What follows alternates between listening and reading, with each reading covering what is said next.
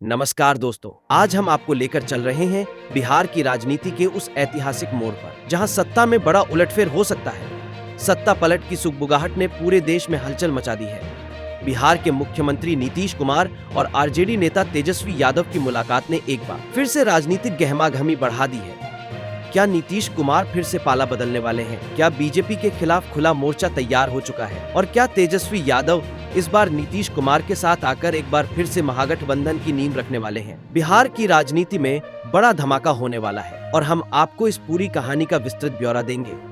आइए जानते हैं कि इस मुलाकात के पीछे क्या रणनीति चल रही है और इसके पीछे के राजनीतिक खेल के हर पहलू पर नजर डालते हैं। बिहार की राजनीति एक बार फिर से चर्चा में है। हर तरफ अटकलें लगाई जा रही हैं कि मुख्यमंत्री नीतीश कुमार और आरजेडी नेता तेजस्वी यादव की हालिया मुलाकात आने वाले चुनावों में किसी बड़े बदलाव का संकेत दे रही है।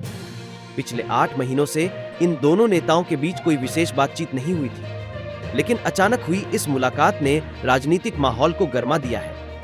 यह मुलाकात इसलिए भी महत्वपूर्ण हो जाती है क्योंकि बिहार की सत्ता में बड़ा खेला होने की उम्मीद जताई जा रही है।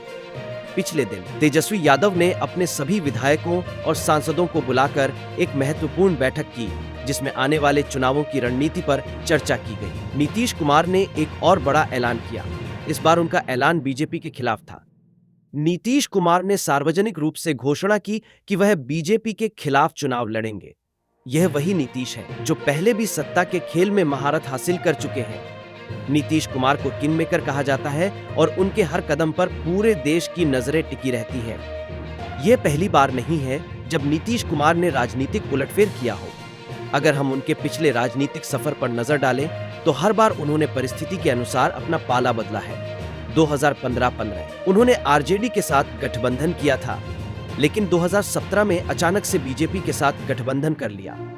इस बार भी वही सवाल उठ रहे हैं, क्या नीतीश फिर से पलटी मारेंगे? क्या इस बार महागठबंधन की वापसी होगी?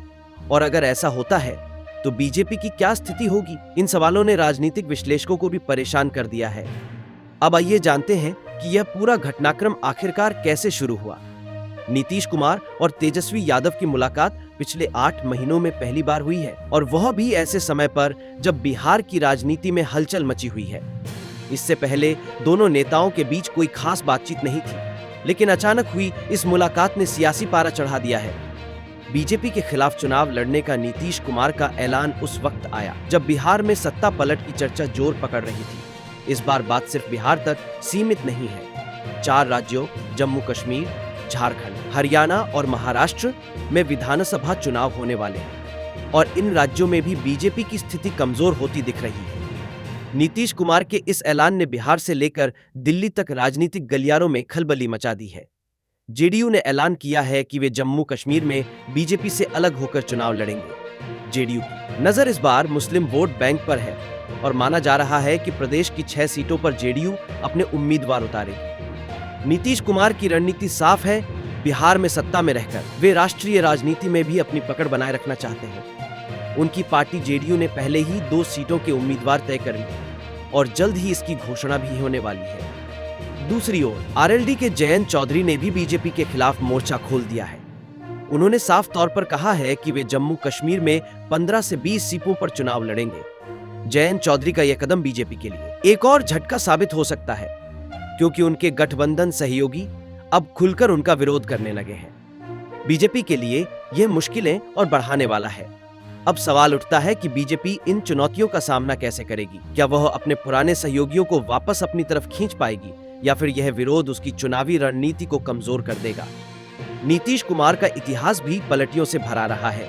चाहे 2015 में आरजेडी के साथ गठबंधन हो या 2017 में बीजेपी के साथ आना, नीतीश हर बार अपनी राजनीतिक स्थिति को मजबूत करने में कामयाब रहे हैं। इस बार भी सवाल वही है, क्या नीतीश फिर से पलटी मारेंगे? और अगर ऐसा होता है तो बिहार की राजनीति में क्या बदलाव आएंगे? महागठबंधन की वापसी के संकेत दिए जा रहे हैं, और अगर यह गठबंधन फिर से बनता है तो यह 2024 के आम चुनावों में भी बड़ा असर डाल सकता है। नीतीश कुमार की राजनीति का केंद्र हमेशा से जातिगत समीकरण रहे हैं। इस बार भी उनकी नजर जातिगत जनगणना पर है। उन्होंने बीजेपी के साथ जाते वक्त शर्त रखी थी कि बिहार में जातिगत जनगणना करवाई जाएगी, लेकिन यह मुद्दा अब तक अधर में लटका हुआ है। आरएसएस और बीजेपी के कई बड़े नेता इस जनगणना के खिलाफ हैं। जिससे नीतीश असहज महसूस कर रहे हैं। नीतीश कुमार का मानना है कि अगर जातिगत जनगणना नहीं हुई तो बिहार में उनके वोट बैंक पर असर पड़ सकता है, इसलिए उनकी मुलाकात तेजस्वी यादव से और भी महत्वपूर्ण हो जाती है। जातिगत जनगणना का मुद्दा, मुस्लिम वोट बैंक को साधने की रणनीति और महागठबंधन की वापसी, ये सभी संकेत दे रहे हैं कि बिहार में राजनीतिक समीकरण फिर से बदलने वाले हैं। अब सवाल यह उठता है कि बीजेपी इस स्थिति से कैसे निपटेगी। प्रधानमंत्री नरेंद्र मोदी हमेशा से पूर्ण बहुमत में रहे हैं। 2014 में उन्होंने ऐतिहासिक जीत हासिल की थी और 2019 में भी उन्होंने बड़े अंतर से वापसी की थी, लेकिन अब स्थिति बदल चुकी है। बीजेपी के कई सहयोगी दल अब उनसे अलग होने लगे हैं। चाहे नीतीश कुमार हो, जयंत चौधरी हो या चिराग पासवान, सभी ने किसी न किसी रूप में बीजेपी का विरोध किया है। इसका कारण यह है कि बीजेपी अपने सहयोगियों को साथ लेकर चलने में नाकाम रही है। बीजेपी की हार्डकोर हिंदुत्व की राजनीति अब उसके लिए मुश्किलें खड़ी कर रही है। कई सहयोगी दलों को इस बात से नाराजगी है कि बीजेपी अपने एजेंडे को ही आगे बढ़ा रही है, जबकि सहयोगियों की बातों को नजरअंदाज किया जा रहा है। इसका सबसे बड़ा उदाहरण बिहार में देखने को मिला है, जहां नीतीश कुमार लगातार अपने एजेंडे को आगे बढ़ाने की कोशिश करते रहे, लेकिन बीजेपी के कारण उनके प्रयास विफल रहे।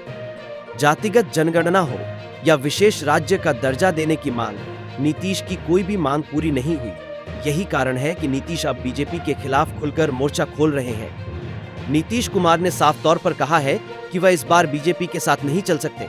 उनकी नजर अब 2024 के आम चुनावों पर है और वह बिहार में सत्ता बरकरार रखने के साथ साथ राष्ट्रीय राजनीति में भी बड़ा खेल खेलना चाहते हैं। वहीं तेजस्वी यादव की भी अपनी रणनीति है। वह चाहते हैं कि महागठबंधन की वापसी हो ताकि बीजेपी को बिहार में मात दी जा सके। उनकी मुलाकात नीतीश से इस बात का संकेत है कि दोनों नेता अब साथ आकर बीजेपी के खिलाफ मजबूत मोर्चा बनाना चाहते हैं। इस पूरे घटनाक्रम का असर न केवल बिहार की राजनीति पर पड़ेगा, बल्कि राष्ट्रीय राजनीति में भी बड़ा बदलाव आ सकता है। अगर महागठबंधन की वापसी होती है तो यह 2024 के आम चुनावों में बीजेपी के लिए बड़ी चुनौती साबित हो सकती है। नीतीश कुमार और तेजस्वी यादव की यह मुलाकात आने वाले चुनावों की दिशा तय कर सकती है। अब देखना होगा कि बीजेपी इस चुनौती का सामना कैसे करती है। तो दोस्तों, बिहार की राजनीति में इस समय जो हलचल मची हुई है, वह आने वाले चुनावों की दिशा तय कर सकती है। आपको क्या लगता है, क्या नीतीश कुमार फिर से पाला बदलेंगे? क्या बीजेपी इस बार कमजोर होगी? और क्या महागठबंधन फिर से सत्ता में वापसी करेगा? हमारी इस एक्सक्लूसिव रिपोर्ट पर अपनी राय जरूर दें। कमेंट में लिखें और हमें बताएं कि आप इस पूरे घटनाक्रम को किस नजरिए से देख रहे हैं। अगर आपको यह वीडियो पसंद आया हो तो इसे लाइक करें और अपने दोस्तों के साथ शेयर करें। और हाँ, चैनल को सब्सक्राइब करना न भूलें, क्योंकि हम आपको लाते हैं राजनीति की हर ताजा खबर सबसे पहले। तो दोस्तों, बिहार की राजनीति का यह नया खेला कहां तक जाएगा? क्या नीतीश फिर से किंग मेकर बनेंगे या यह राजनीतिक उठापटक बिहार में कुछ और बदलाव लेकर आएगी? इस सवाल का जवाब आने वाले चुनावों में मिलेगा। हम इस पूरे घटनाक्रम पर नजर बनाए रखेंगे और आपको हर ताजा अपडेट देते रहेंगे। तब तक के लिए धन्यवाद और जय हिंद।